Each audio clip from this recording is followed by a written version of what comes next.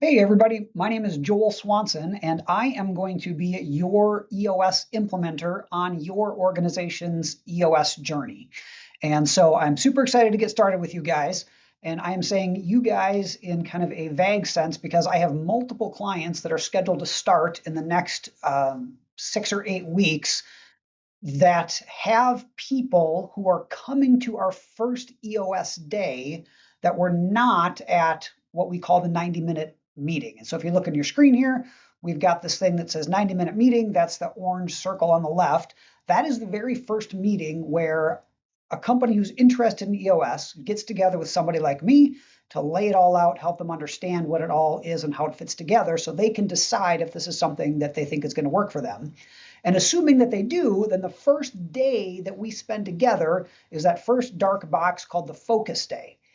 Now, you are getting this email and you are watching this video because you are going to be coming to the focus day, but you were not at this 90-minute meeting with me originally. Now, that doesn't mean that you did something wrong.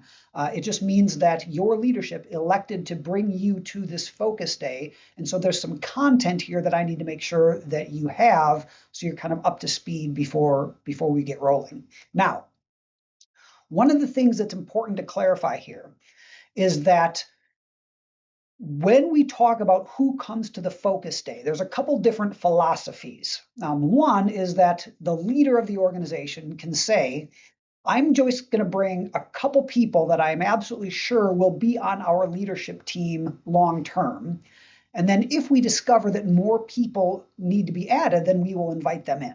And I certainly have people do that. They start the focus day with 2, maybe 3 people. And then in the process, they decide, yep, we need to bring in this seat or this person. And so people get added throughout, not throughout, through the next few days. The other philosophy is to say, I'm going to invite a bunch of people, knowing that not every single person that comes to the focus day will be a part of this EOS implementation at the leadership team level long term. And so we can say we're going to invite 12 people, and that's it'd be very unusual to have a leadership team that has that many people on it. But your leadership may have elected to bring a whole bunch of people initially because they want your voices represented in this at the beginning, knowing that the relationships are strong enough in this organization that if you are not going to be on the leadership team long term, and we don't know yet who will be, that's going to be okay, and that's a safe enough environment that people can be all right with that moving forward. So just because you come to the focus day does not necessarily mean that you will be a part of the leadership team of this organization long term. Just want to be clear on that. But your leadership has elected to make sure that you are there because they want your voice represented, specifically at the focus day.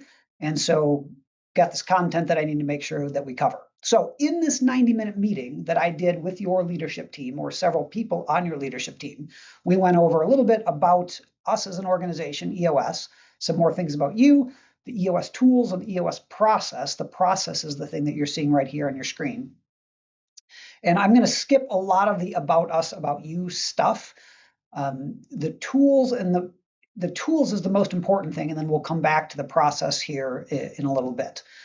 But this is a spaced learning program. And so if you just jump in right away at focus day without having this information, then you'll be behind.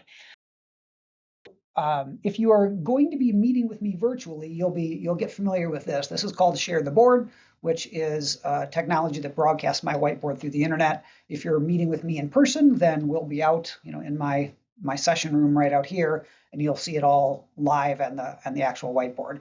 But this is what it's going to look like for virtual. So big idea here. So before I start drawing on the whiteboard, I want to just talk a little bit about what EOS is. So EOS stands for the Entrepreneurial Operating System.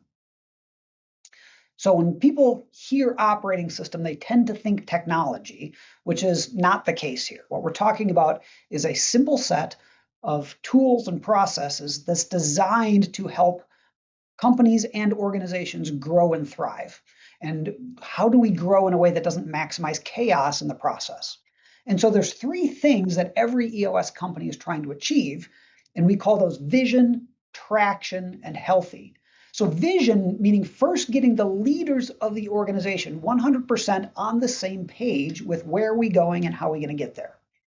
And then the traction component is all about discipline and accountability. So how do we teach leaders to be people who can master execution so they can actually achieve this vision?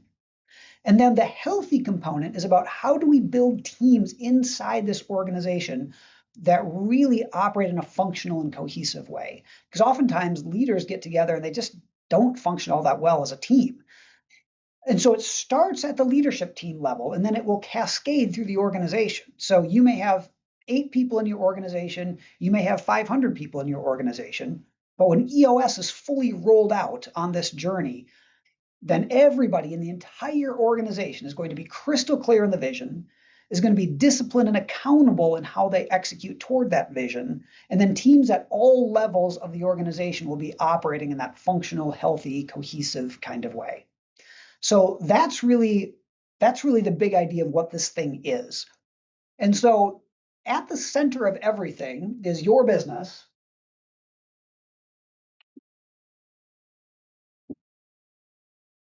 Now, EOS works for nonprofits just as well as it works for for-profits.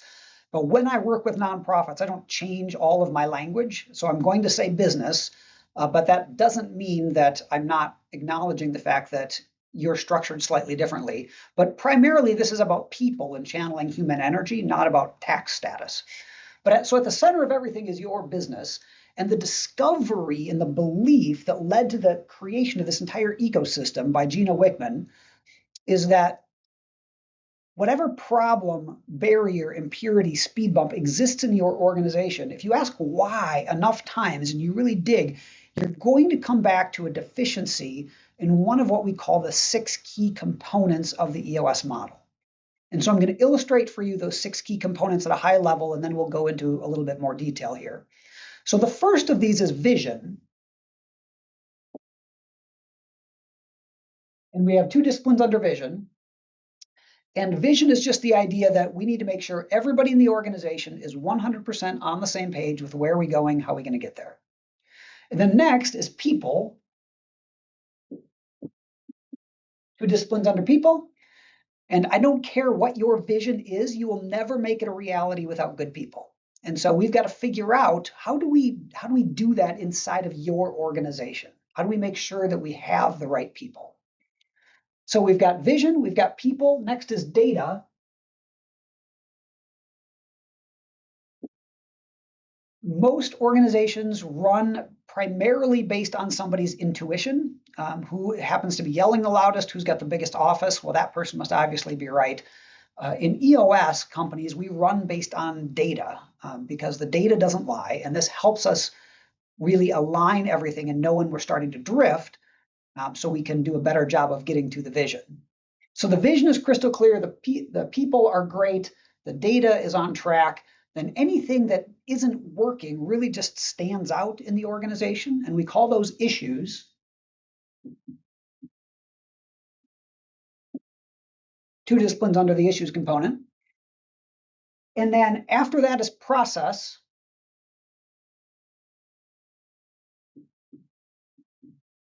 And the process component is where we identify the most critical things that need to happen at your organization and make sure that we align those processes so that those critical things happen every single time. And then the last is traction. 2 disciplines under traction. And the idea of the traction component is that we can talk about all of this stuff, but nothing changes until human beings take action. And so how do we really make sure that execution is happening at this organization? And so all 6 of those things together are the 6 key components of the EOS model.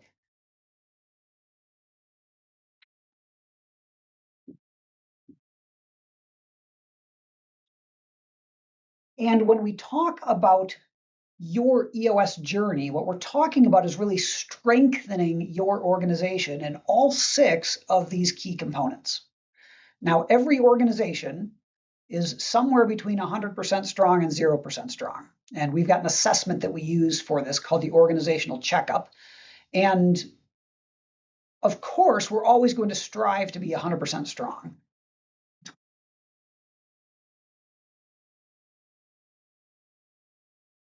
So somewhere between 0% and 100% is where everybody is.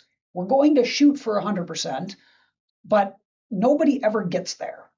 I've been doing this for 11 years, and the highest I've ever seen in this assessment is 91%. So nobody gets to 100%. So let's just be clear on that. But really, if we can get your organization at least 80% strong in all of these components, that's where the flywheel is really moving. That's where it starts to not feel like work anymore. It's more fun. It's more profitable. We're impacting more people. We're really living out our vision. And it's starting to feel like this organization is self-perpetuating, and it's you're not having to put so much time and effort into making it move. And so getting at least 80% strong is where we're trying to go. Now, most organizations will self-assess somewhere between 40 to 50% strong in these components at the beginning of their EOS journey, and we'll be measuring your progress throughout that journey. And so what I want to do now is go back through here and help you understand when we say 100% strong in each of these components, what does it really look like? So the vision component, we've got two disciplines under vision. The first is what we call answering the 8 questions. So the 8 questions, and the 8 questions are the questions on this document that we call the VTO. This VTO stands for Vision Traction Organizer. This is a 2-page document, and you'll see these shaded sections. The shaded sections are those 8 questions. So what are your core values? What is your core focus? What's your 10-year target? What's your marketing strategy? What's your 3-year picture? And then on page 2, what's your 1-year plan? What are your rocks? What are your issues list? And so I'm going to go through these in a little bit more detail here.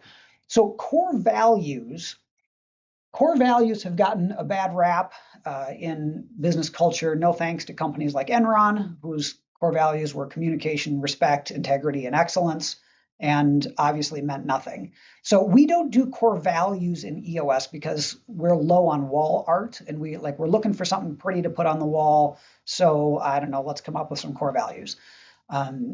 But the good news here is that your organization absolutely has core values, regardless of whether or not you've ever been intentional about them. And so I'm going to take you through a discovery process to figure out what your core values actually are.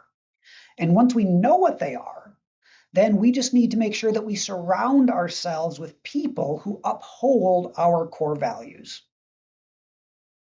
Now, when we talk about surrounding ourselves with the right people, we're not talking about like inherently good and inherently evil people. We're talking about right fit, because you may have a competitor or a company down the street for whom somebody is a perfect cultural fit and they're a terrible cultural fit for your organization, and vice versa. That doesn't mean that these people are like inherently evil. It just means that we need to make sure we surround ourselves with people that uphold our core values. They fit our culture. And so I'll help you through that, and we'll make sure that we've got those tools in place. Second is core focus. Now, core focus, this has been called lots of things: mission statement, vision statement, hedgehog concept. And nobody can keep track of what's the difference between a mission statement and a vision statement. And I had a client one time that had a mission statement and a vision statement and a purpose statement and core values. And I said, how can you keep track of the difference between all these? And a guy, he pulls out his wallet and he shows me he had laminated a card that he carried with him so he could remember like what all these different things were. Well, that's not helpful. And so we do away with a lot of that language, and we just say, all right, what is the core focus? Comes from your core. You have to stay laser focused on it. And in the core focus, this is a combination of your why and your what. So your why is the purpose, cause, or passion for your organization, your reason for being. Like, what are we trying to do here? And why do we bother? And once we know what that is, then we have to figure out what is our niche. And our niche is what's the vehicle that we are going to use to take that purpose, cause, or passion to the world. And I'll walk you through this, of course, so don't freak out right now if you don't know what those things are. And what you came up with in the past, if you've done something like this, might not be really what it truly is. And so if you've done these things in the past, we will create it new, and then we'll reflect on what you had in the past and decide, what's really the right thing for you here going forward. And so once we know what your core focus is, this becomes really a filtering and guiding mechanism for us. This is the sweet spot of the organization where assuming that we can stay inside of this sweet spot where everything we do serves to advance this purpose, cause, or passion, and everything we do fits inside of this niche, it's going to be easier, faster, more fun. You hit the ball in the sweet spot, the ball goes fast, far, and it doesn't even feel like work. But we need to be disciplined to stay inside of that core focus. Next is the 10-year target, and 10-year target is just what's the dot on the horizon? What's the big goal out there that we're all moving toward? And it might not be literally 10 years. Rule of thumb is 5 to 30 years. I have never had a client want to go farther out than 10 years, and more, especially since COVID, I have clients wanting to do targets that are less than that. So we may choose to do a 6-year target or whatever.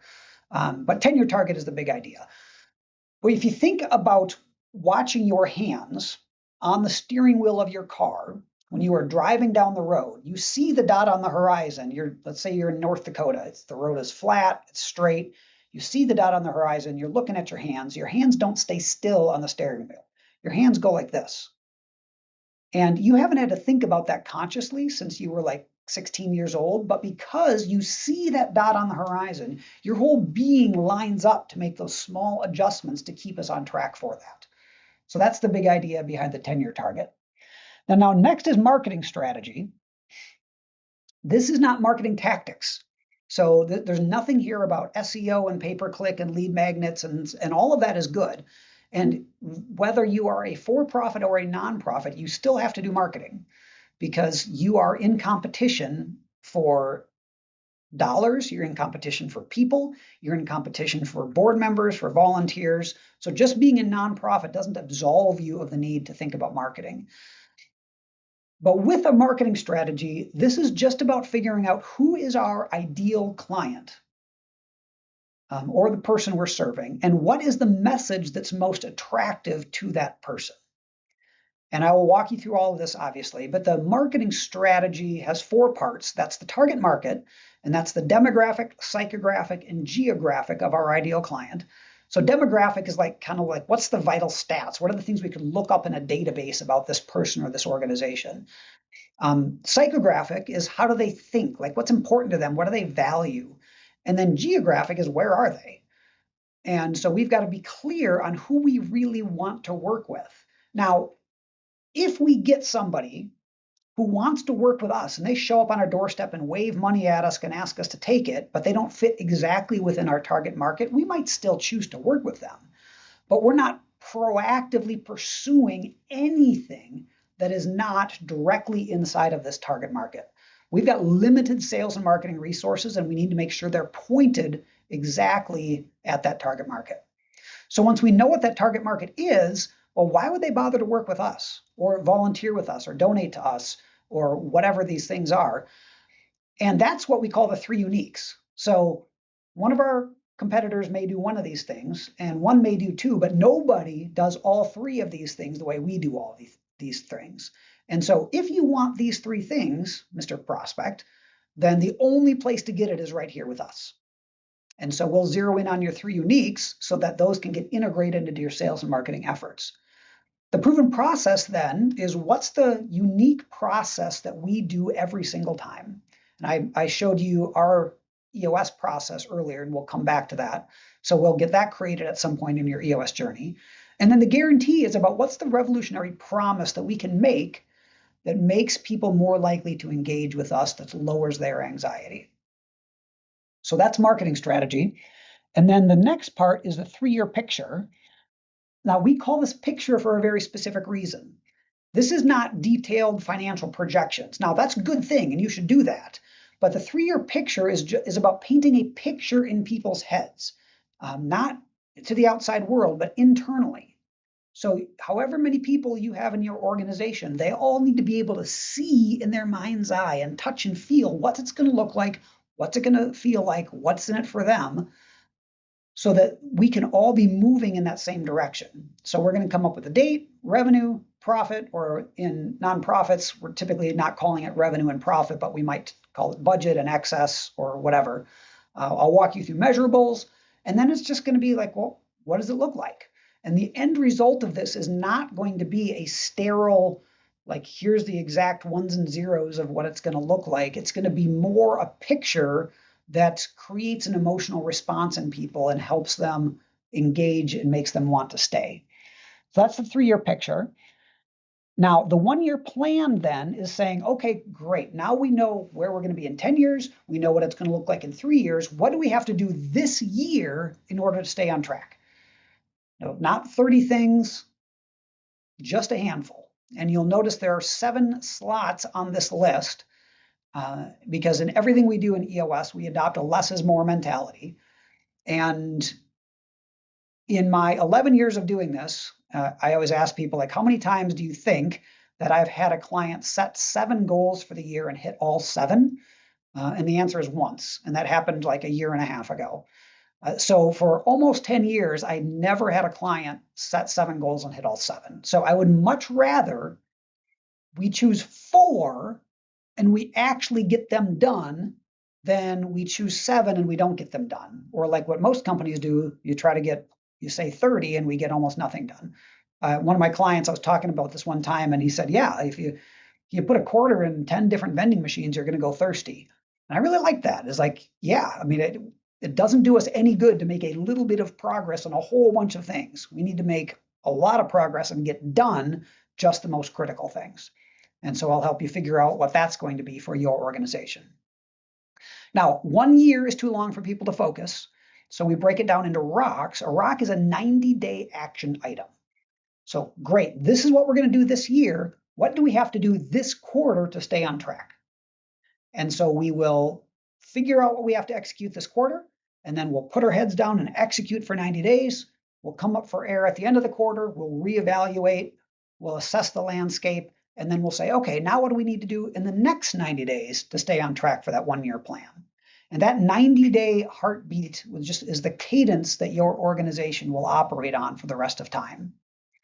Now, the issues list is just what are all of the things that are unresolved. So problems are issues, obviously, but also really good ideas that you have that we haven't been able to do anything with yet. Those are also issues.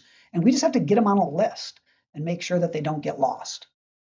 And so when we talk about the 8 questions, these are the things we're talking about: core values, core focus, 10-year target, marketing strategy, 3-year picture, 1-year plan, rocks, and issues. And to the extent that I can get you as leaders in the organization 100% on the same page with the answers to these 8 questions, that's the degree that we've really got a vision that's dialed in. Now, it's great if the leaders are on the same page with the vision, but that's not good enough. And so the next part of the vision component is making sure that it is what we call SBA, which is shared by all. So shared by all. Now notice I did not say agreed upon by all. I don't really care that everybody agrees with every detail of everything in that VTO. What I care about is that everybody understands it and that everybody has committed that their actions are going to perpetuate this vision that the leadership team has articulated, not their own ideas. No, this is the vision.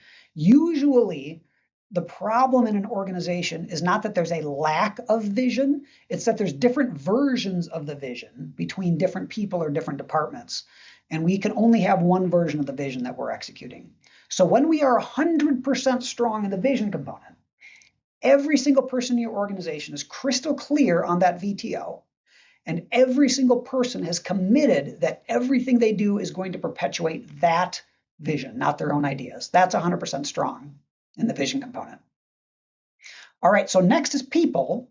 We have 2 disciplines under people.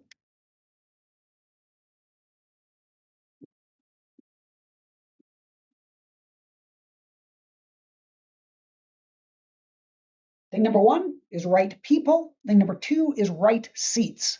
So this is a Jim Collins concept, straight out of Good to Great, and we give him all the credit for this.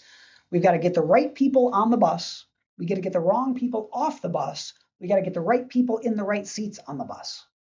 So right people is about core values. And so we went over that with the VTO and just said if somebody upholds our core values, they are by definition a right person for our organization.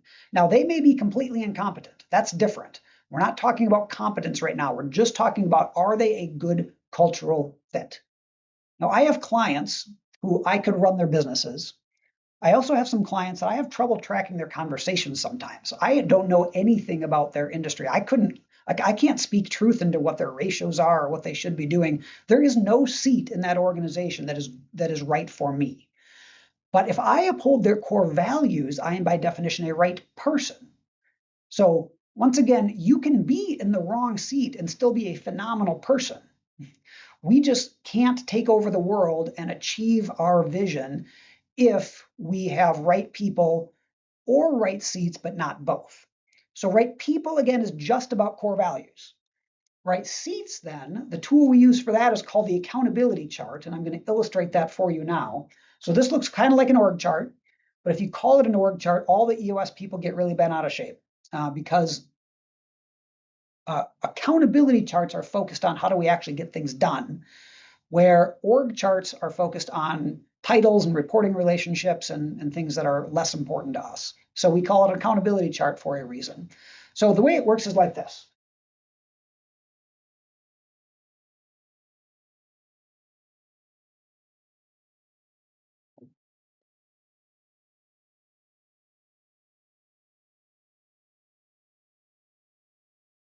So every organization only has a handful of major components that make up their business. And at its simplest, it's sales, operations, and finance. So this is not an answer key, just to be clear. I'm just giving you kind of the simplest possible version here. We have to sell something. We have to deliver something. We have to have more money coming into the organization than going out of the organization. So in for-profit organizations, it's usually called sales ops finance. In nonprofits, it's usually called development and program and admin or something different. So don't get too hung up on the labels here. But the big idea is that there's only a handful of major components. You might be the biggest company in the world, the smallest company in the world. There's only a handful of major things that really drive this organization. Now we'll customize this for you. And so it might not look just like this. Probably less than half of my clients have it look just like this. We may say, actually, you know what, for our organization, we really feel like it's going to be best to have marketing separate from sales. Okay. Or we might have multiple operating divisions. We've got a commercial division and a residential division. Or we think it makes most sense for us to split HR away from finance. Or so we'll figure that out. But the point is, there's only a handful. And so if you're coming with 12 people to this focus day, you just know that it's not likely that all 12 people will be represented at the leadership team level of the organization. Now, that doesn't mean that you don't have a seat somewhere, but it does mean that the leadership team, what we call the leadership team, is just these people at the top level of the organization. And so there's always a handful of components. In this instance, we've got marketing, sales, ops, finance. There is always a seat that we call the integrator. Now, the integrator, that's the seat right here. The integrator is the person who harmoniously integrates the major functions of the organization. So they're the person that's kind of heads down in the business. They're watching the P&L, they're managing projects, they're managing people, they're having tough conversations, they're holding people accountable, they're coordinating resources throughout the organization, they're making sure that the trains really run on time. That's a typical integrator. Now, most of the time, not all the time, but most of the time, there is a separate seat here that we call the visionary. And every organization absolutely has an integrator. Not every organization, but most will have a visionary.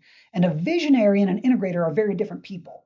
So whereas an integrator is heads down, in the business, steer the ship, watch the P&L, keep track of the details. A visionary, if there is one, is typically a much bigger picture thinker. So they're more emotion than logic usually. And this again, this isn't an answer key. I'm just kind of describing what's most typical. They tend to be the face of the organization. They're usually the founding entrepreneur, not always, but they're good at managing big relationships. They're good at closing big deals. They're good at seeing the world in the way that the rest of us don't. They've always got their finger on the pulse of the industry. They know where things are going, and they feel like it's their job to make sure that the organization is prepared for the future before the future comes to us. And so very often, what ends up happening is you get two people together that are a visionary and an integrator, and they're trying to co-run the organization, and they're creating chaos for people. And so both of these roles are absolutely critical. But we just need to be really clear about what is the visionary's accountabilities, what are the integrators' accountabilities. And when we say accountabilities, we're talking about just a handful. So if I'm accountable for marketing, there's only a few things that I really need to obsess over every day. If I'm accountable for finance, there's only a handful of things. The integrator, handful of things. The visionary, handful of things. Five is kind of utopia. So that's not, it might be seven or it might be four, but point is it's not 13. But it's just a handful of things that this person needs to obsess over every day. And so when we do this, it's structure first, people second. So I will fire all of you, proverbially, and say, all right, we don't have people now. What is the simplest and best structure to get us where we are trying to go as an organization? And we'll put aside our egos and we will talk about what does this organization really need? What's the structure that's going to work best? And we'll come up with these seats. We'll decide if we've got a visionary and an integrator or just one or the other. And then we will build out this accountability chart. This doesn't all happen in day one, by the way, but this will get built out.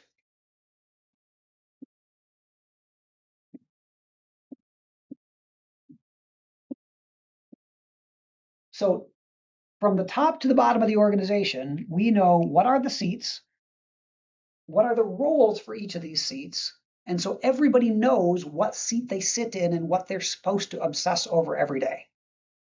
Now, in this, there's two different people issues that we will run into sometimes. First is this person right here,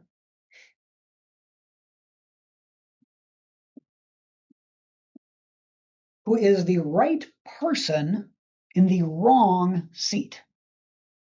Waiting for that to catch up. There we go. Our right person, wrong seat, which means this person absolutely upholds our core values. However, this person is not hitting home runs in this finance seat. Now, maybe the seat's too big, maybe the seat's too small, maybe who knows, doesn't really matter. The point is it's not working.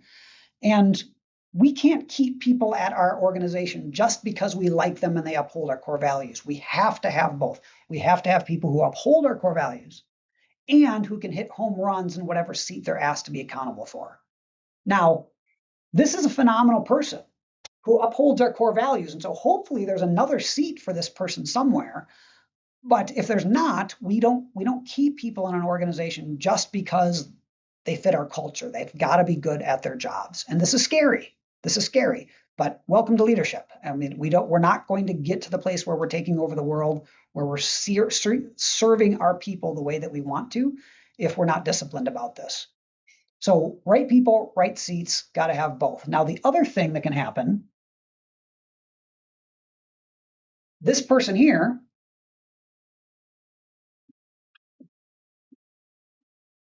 this person is the wrong person in the right seat. So right seat means this person is really, really good at this job. Whatever this job happens to be, they are phenomenal at this job.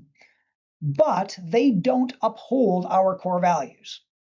And if they don't uphold our core values, these are the people that can be a cancer inside an organization that are chipping away at what you guys have worked your butts off for years to accomplish.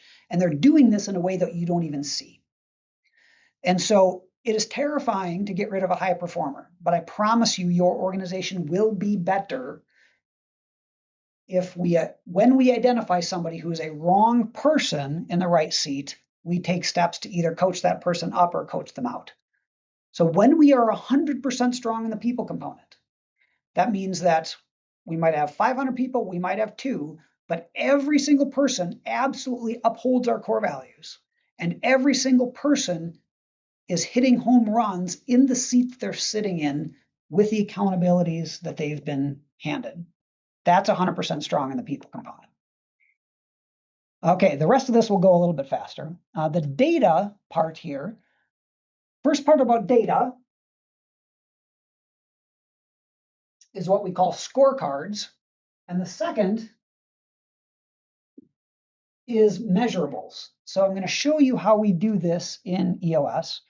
So what you see here is an EOS scorecard. Now, obviously, nobody does this on paper. Everybody does it in Excel or something like that.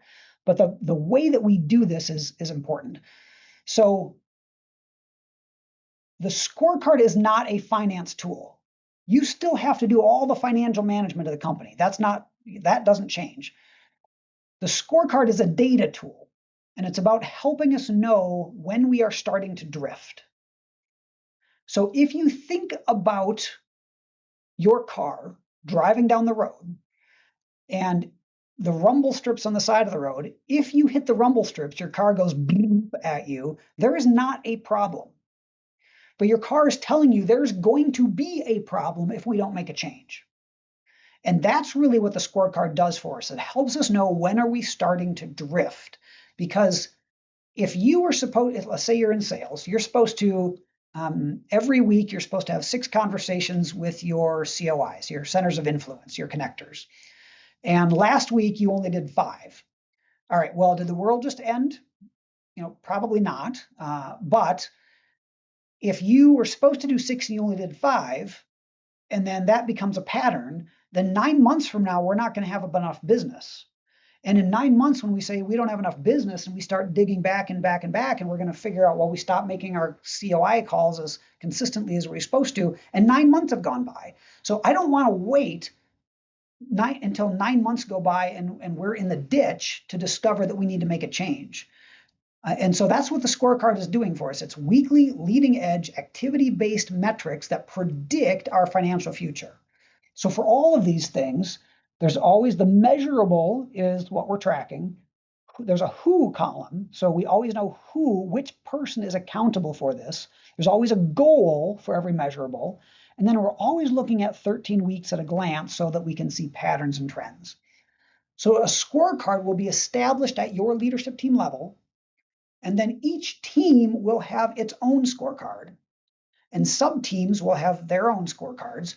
And so when we talk about measurables, we said scorecards and measurables.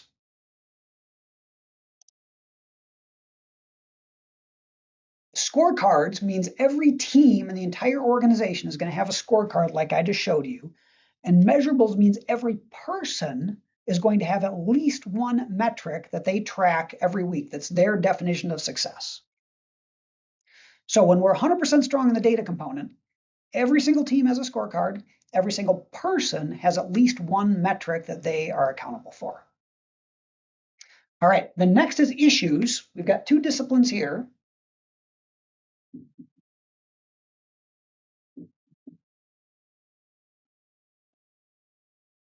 The first is the issues list, and you saw that on the VTO. What I didn't say is that each team, similar to each team having its own scorecard, each team is going to be maintaining its own issues list. So each team is solving their own issues as much as possible, and not everything has to escalate to leadership. So every team is going to maintain its own issues list, and then every team is going to be solving its own issues using what we call the IDS issue solving track.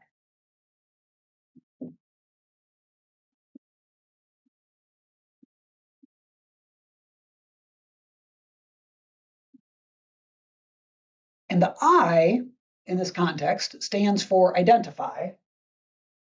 The D stands for discuss, and the S stands for solve.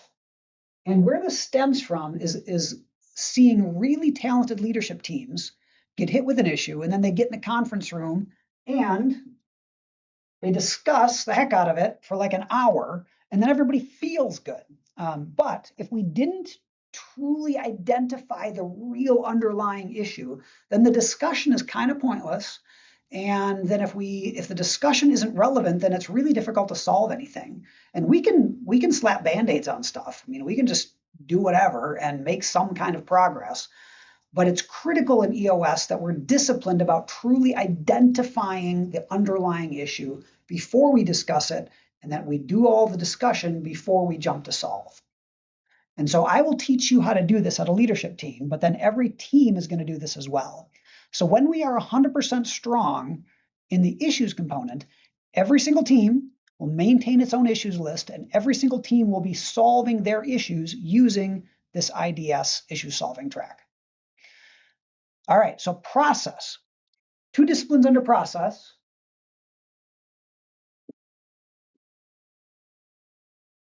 Thing number one is that we need to document our processes. And thing number two is we need to get them FBA followed by all. Now, when we talk about documenting processes in EOS company, we are not talking about like ISO 9000, AS 9100, ITAR level QMS systems with massive 3-ring binders. That's overkill for the vast majority of EOS companies. What we're talking about is just figuring out what are the most critical things that have to happen at this organization, and what is the standardized way that we are going to do them. So we're not talking about documenting like how do we fill out a vacation request form. Like that's not our franchise prototype. That's not really in our playbook. What we're talking about is saying, all right, well, what is our marketing process? All right, well, what about our sales process?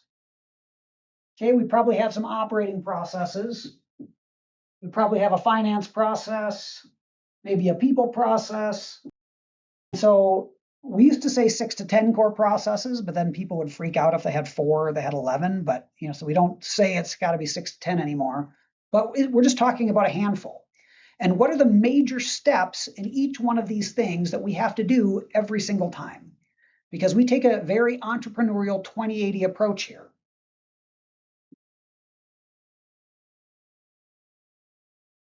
We document 20% of the process that gets us 80% of the results. And the reason we can get away with that is because we are documenting these processes for the right people in the right seats.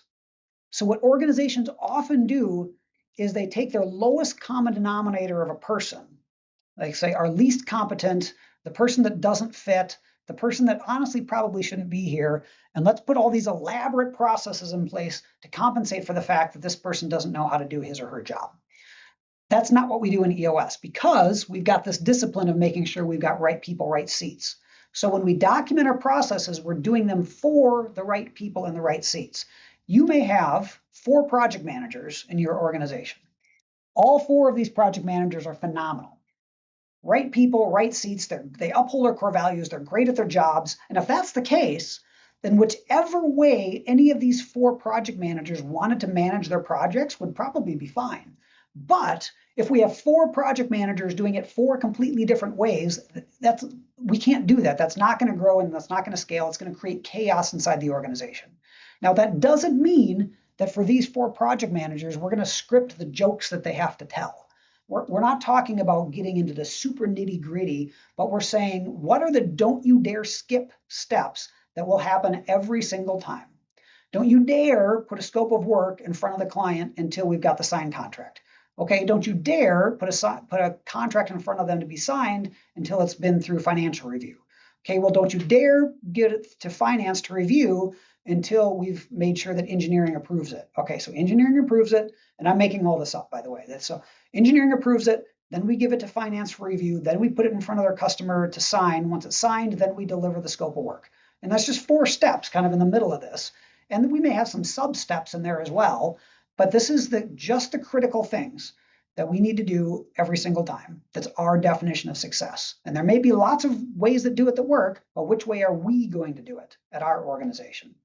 So when we're 100% strong in the process component, we've identified our core processes, just a handful, We figured out what we're going to call them. We've documented them in this 20/80 approach. And then we've trained, we've simplified, and we've got it followed by all. So every single person knows what they have to do, and every single person does it that way every single time. That is 100% strong in the process component. Then last is traction.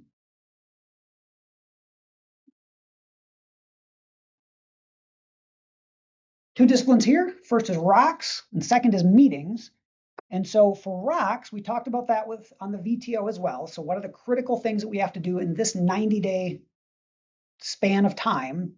What I didn't say there is, like scorecards, like issues, this is going to cascade through the organization. So the leadership team will set rocks, and then the marketing team will set rocks, and then the sales team will set rocks, the operations team, the finance team. Now onto the sales team, we may have the Eastern Division and the Western Division. Then the Eastern Division will set rocks, the Western Division will set rocks.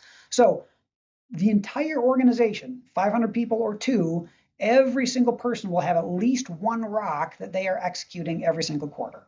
Now, this doesn't happen overnight. This takes time to roll out through the organization, but that's what 100% strong really looks like. And then the second part of this is meetings. So there's a very specific way that we do meetings in EOS, and this is what we call the level 10 meeting.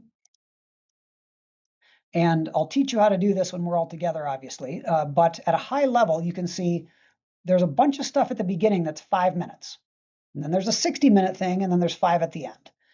And the idea here is that the value of having you as leaders together in a meeting is not sharing information. The value of having you together in a meeting is collaborating to solve issues. And so there's a certain amount of information that we have to convey, but we do it in a very structured way. We always go over segue. We step through every number on the scorecard to make sure it's on track. We step through every single rock to make sure they're on track. We're going to talk about headlines, like what's going on that everybody needs to know about. A to-do is what was committed to last week that we need to make sure is done now. And then most of this time is spent IDSing. So we got a list of stuff, we identify it, we discuss it, we solve it, we move on to the next. Now, I will teach you how to do this. It's obviously more complex than I can clarify for you in 30 seconds, but that's the big idea of the level 10 meeting. So when we are 100% strong in the traction component, every single one of our people has a rock, and every single one of our people is in a level 10 meeting throughout the organization. That's 100% strong there. So taking that and applying it to your organization is the big idea. And what does that process look like? So I told you we were going to come back to process. And so that is this part right here. The meeting that you missed, again, you didn't do anything wrong, but the meeting that you weren't at was this thing that's called the 90-minute meeting. The tools, the process, going over this so that a company can learn about it, decide if they think it's a good fit for them. And then the first day, which is the day that you have been invited to, is this focus day.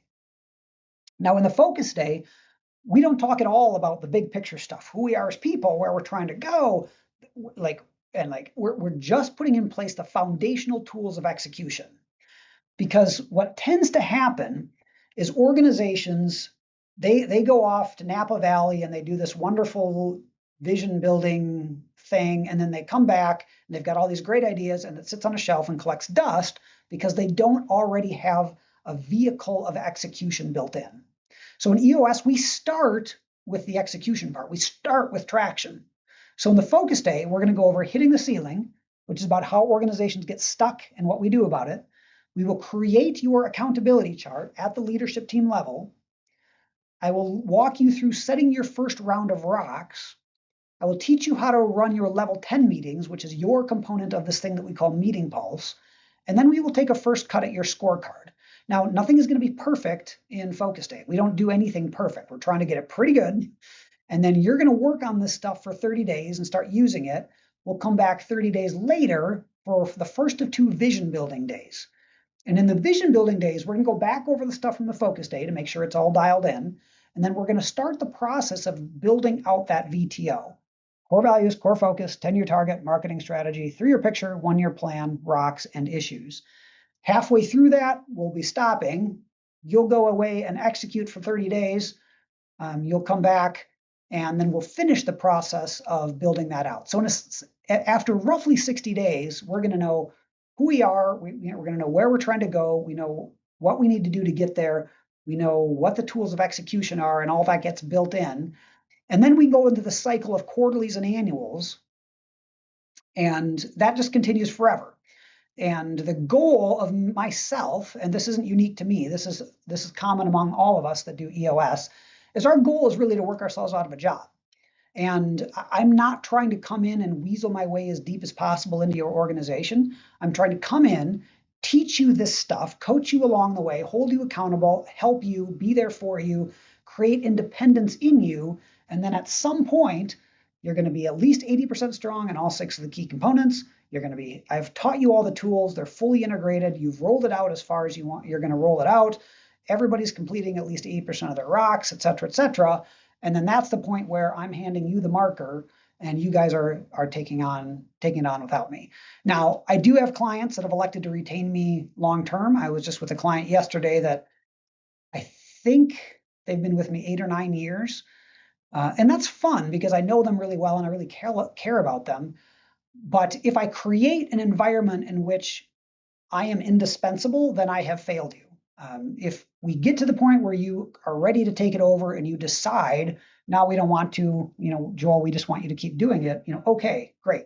But that's not the objective. The objective of this is to create independence.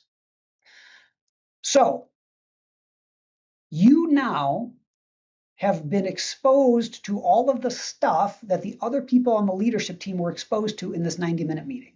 So there's nothing that I need you to do necessarily. But it's important that I got all of that in your head. So in the focus day, we can dive right into things and we don't have to go back and recap all of this stuff. So I am very much looking forward to meeting you in person and getting started with your team. If you have questions about this before we get going, you can reach out to your manager or the people on your leadership team to ask. If they don't know, they'll forward you to me. And I'm absolutely available to talk about something or ask any clarifying questions. Sorry, not ask. You ask the questions, I answer. Answer any clarifying questions. Usually when we're together and doing this in person, people have a chance to ask questions, but obviously this is a recording, so you can't do that, but I'm still available. So let me know and happy to help clarify anything. And if not, that's great. And I will see you soon. So thank you very much. Look forward to seeing you.